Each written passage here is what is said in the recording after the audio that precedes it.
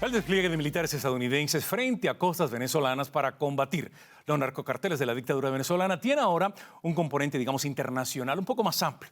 Trinidad y Tobago anunció el apoyo a la flota de Estados Unidos y Francia, de hecho, también por su parte hizo el anuncio acerca de lo que llamó reforzamiento militar en la isla de Guadalupe, sus posiciones de ultramar, esto en el Caribe, para luchar contra el llamado Cartel de los Soles. Seguimos esta tarde con nuestros panelistas y vamos a iniciar de inmediato. Orlando, abriré contigo este tema. ¿Crees que Venezuela, tu tierra natal, vuelve a ser foco mundial como en el año 2019, como en la época de la Asamblea Nacional de Guaidó? ¿O esto, digamos, que no llega aún? Y sobre todo, ¿hasta dónde opinas que llegue la manipulación mediática del chavismo hoy en día sobre el tema?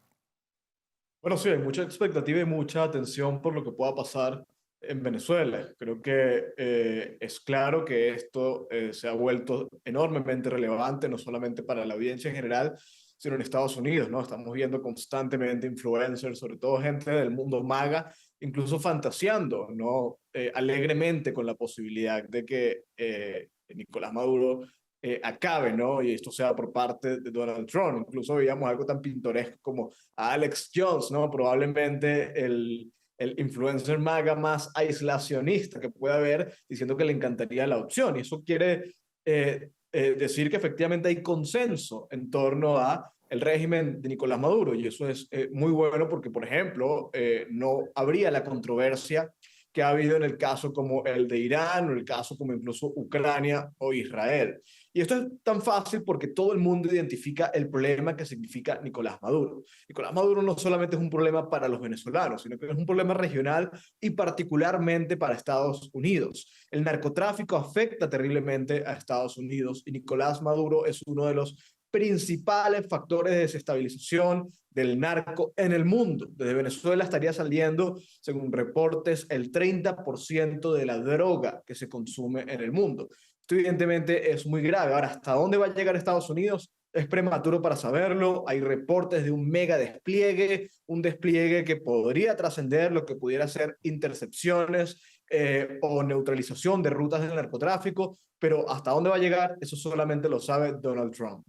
Vanessa, vamos a hablar de inmediato de implicaciones, pero quiero leerte lo siguiente. El presidente Trump dijo hace escasos minutos: estamos listos para ir a cualquier lugar. Nuestro ejército está completo. Podemos ir a cualquier lugar en menos de 24 horas.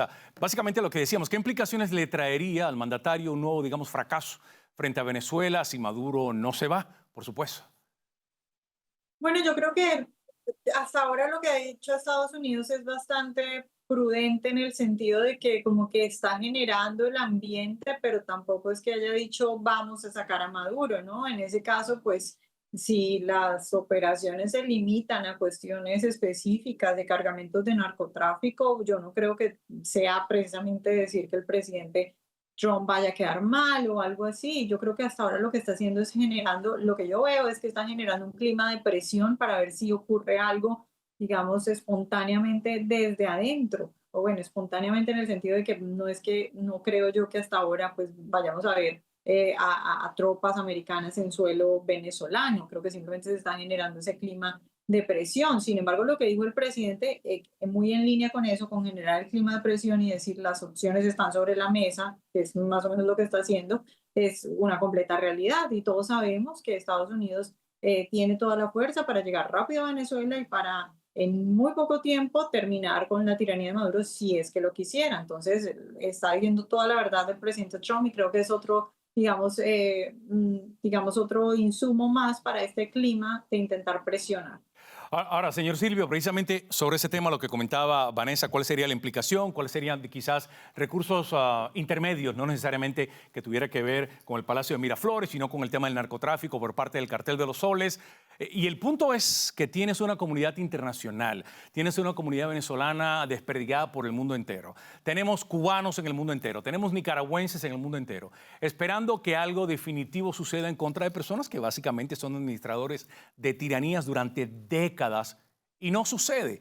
La entrevista un poco más temprano, en el segmento anterior, decíamos: ¿cuánto más vamos a esperar por una amenaza que no termina, digamos, de cuajar? Entonces, ¿cuál es el momento actual, histórico, que le corresponde a Estados Unidos? ¿Advertir, amenazar o tomar una acción que hace décadas no se ve en este lado del hemisferio?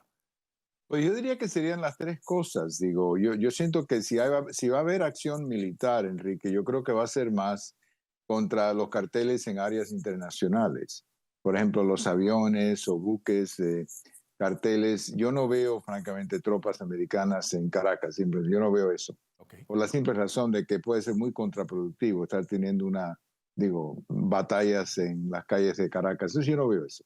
Pero yo sí veo una posición activa contra posiciones de carteles, aún en Venezuela, pero no en Caracas, en algunas costas o algo, donde pueden estar. Para mí es muy interesante la participación de Francia, sobre todo la isla que ellos tienen por ahí. Esas islas en el Caribe son súper importantes y estratégicas para los carteles, porque ellos pueden entrar y salir de ahí de lo más fácil, y no son islas con muchos gobiernos que pueden proteger. ¿Tú te acuerdas lo que pasó con Granada? Claro. Esto ya hace un buen tiempo, pero la Granada se convirtió en un punto súper importante para los MiGs rusos que podían despegar de ahí. Por eso es que Reagan sacó al gobierno que estaba en Granada. Entonces esas islas son importantísimas. Me da gusto que Francia por lo menos está viendo eso, y ojalá que otros países lo vieran también. Acción militar no, pero amenazar y tomar acción contra carteles, yo creo que eso es muy probable, Enrique. Ver el cerco, entonces. Así es. ¿Cómo funciona? Orlando, sobre este tema, Orlando, entonces, caramba, bottom line, como se diría, el problema de Maduro es de los venezolanos, el problema del castrismo es de los cubanos. O sea, ¿esto es lo que resume el asunto o es una visión simplista? No, yo creo que es simplista, porque esto se ha convertido en un problema regional importante. El caso cubano lo fue por mucho tiempo y lo sigue siendo. En parte Venezuela es autoría del caso cubano.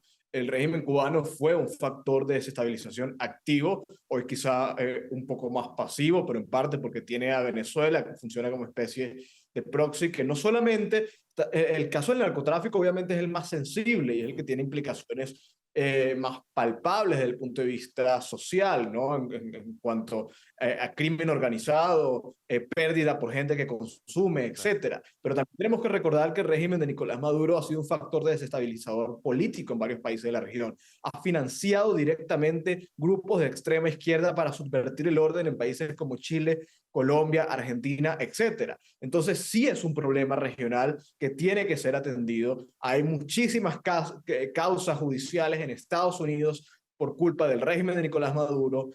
Cuando Pam Bondi dice que ha muerto gente en Estados Unidos por culpa de Maduro, no es una exageración. Esto es directamente proporcional al megatráfico de cocaína de Venezuela.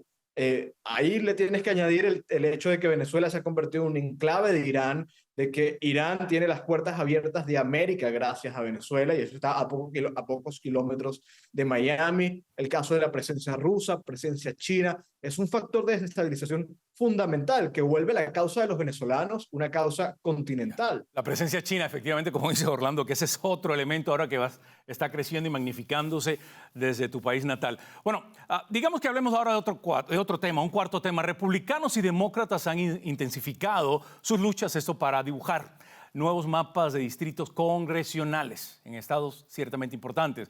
Las proyecciones del censo próximo y migraciones internas parecen favorecer precisamente al Partido Rojo, a los republicanos. Vanessa, ¿hacia dónde se podrían desplazar, digamos, estas luchas de redistribución de distritos? ¿Cómo ves el mapa, digamos, inmediato, si es que lo hacen antes del censo o a partir del 2030? Y está muy complicada la situación de los demócratas porque si lo hacen antes, es decir, si se inicia esta batalla nacional de que todos los estados, tanto demócratas como republicanos, empiezan a aprobar nuevos mapas, los demócratas han abusado tanto de esta herramienta que tienen pocas, digamos, opciones en comparación con las que tienen los republicanos. Pero otro problema muy grave es lo del censo del 2030, después del cual se suelen hacer estas redistribuciones de distritos electorales. Y resulta que según una proyección del New York Times, después del censo del 2030, lo que pasa es que estados como Texas y Florida, que son profundamente republicanos y conservadores, están ganando población, mientras que otros estados azules, como por ejemplo Nueva York y California, están perdiendo población. Entonces lo que tendríamos es que, por ejemplo, en Texas se ganarían 3 asientos más y en Florida 2 asientos más, en Idaho 1 y en Utah 1. y eso a expensas de la gente que se está yendo de California y de Nueva York para estos estados republicanos, de modo que ya sea antes o después del 2030, pero seguramente después del 2030, particularmente por la salida de personas de estados demócratas, de estados republicanos, los demócratas lo tienen muchísimo más complicado que los republicanos en esta materia. En ese marco, Silvio, según sectores, en el caso tejano, y voy a echar mano, sé que tiene un Rolodex usted de la historia increíble a la mano, los últimos distritos aprobados, o algunos históricamente aprobados ya, según dicen algunos reportes, fueron aprobados, digamos, de manera no muy clara. Algunos dicen que ilegal. ¿Qué hay de eso en el tema tejano? Eso es pura demagogia, no hay nada ilegal, porque el Estado decide cómo se dibujan los distritos, y los demócratas nos enseñaron cómo hacer eso, francamente, aún aquí en Texas. Entonces, yo no veo ningún problema con eso. Además, discriminación contra quién. 4 de los 5 nuevos distritos van a ser hispanos. Entonces, yo no le veo a eso mucho. Pero lo que Vanessa estaba diciendo, si me permites conectarme con lo que ella estaba diciendo, es interesantísimo, porque no solamente estamos hablando de distritos, estamos hablando de votos electorales.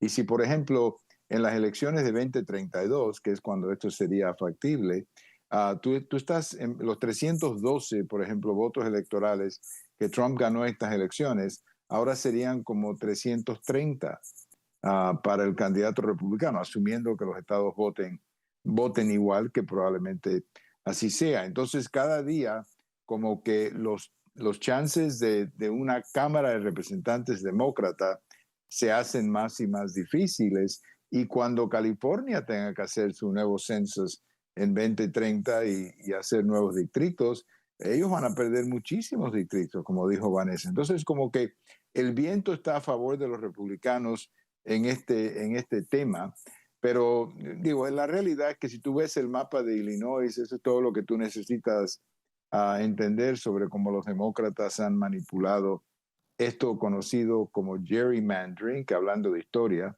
la palabra gerrymandering viene de un gobernador demócrata de Massachusetts de hace como 200 años, que se llamaba Jerry, el gobernador Jerry.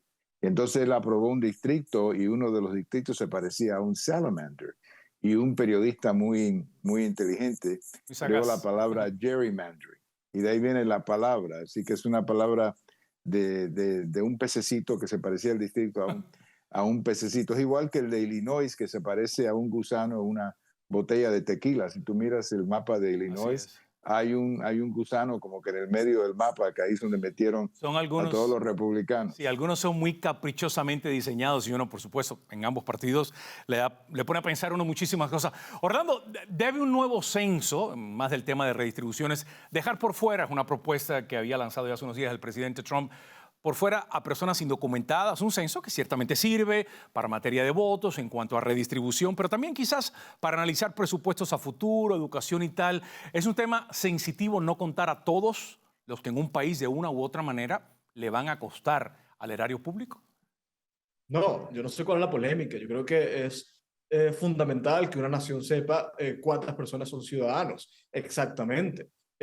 Porque esos son quienes determinan la política, son quienes participan en el debate público y son a quienes el Estado debe responderles. Es a ellos a quienes hay que garantizarles los derechos fundamentales, hay que garantizarles la igualdad de oportunidades, igualdad ante la ley, etcétera, que son las responsabilidades del Estado, que no deben trascender a aquellos que no están bajo la jurisdicción, que son los inmigrantes ilegales o indocumentados. Es fundamental. Ahora, yo también creo que es importante saber, además, cuántos indocumentados hay, por razones demográficas, por razones sociales, etcétera. Pero a mí me parece muy interesante desde el punto de vista estratégico, moral, que exactamente se atienda a la cantidad de ciudadanos exactos que pueda haber en una nación.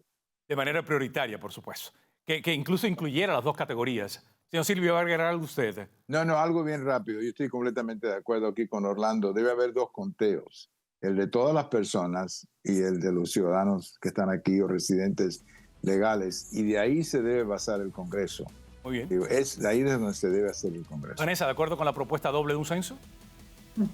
Completamente, se necesita para cosas como las sillas en el Congreso debería contar solamente la población que es ciudadana, no los ilegales. Ahí cierras. Gracias, Vanessa. Por supuesto, Orlando, Silvio, también esta tarde por estar con nosotros. Así llegamos al final de esta emisión. Un placerzazo discutir esta tarde y por supuesto que eso nos enriquece a todos. Antes de despedirnos de manera oficial, lo invitamos a usted a que nos acompañe en todas nuestras plataformas. Se suscriba, por favor, a nuestro canal de YouTube, ahí en Voz Media, y nos encuentre, por supuesto, en todas las plataformas que nos puede hallar. Y ahí estamos presentes. Mañana regresamos a la misma hora. Ojalá le haya gustado este programa y mañana, pues, nos acompañe en lo que va a ser el último martes del mes. Regresamos. Que descansen.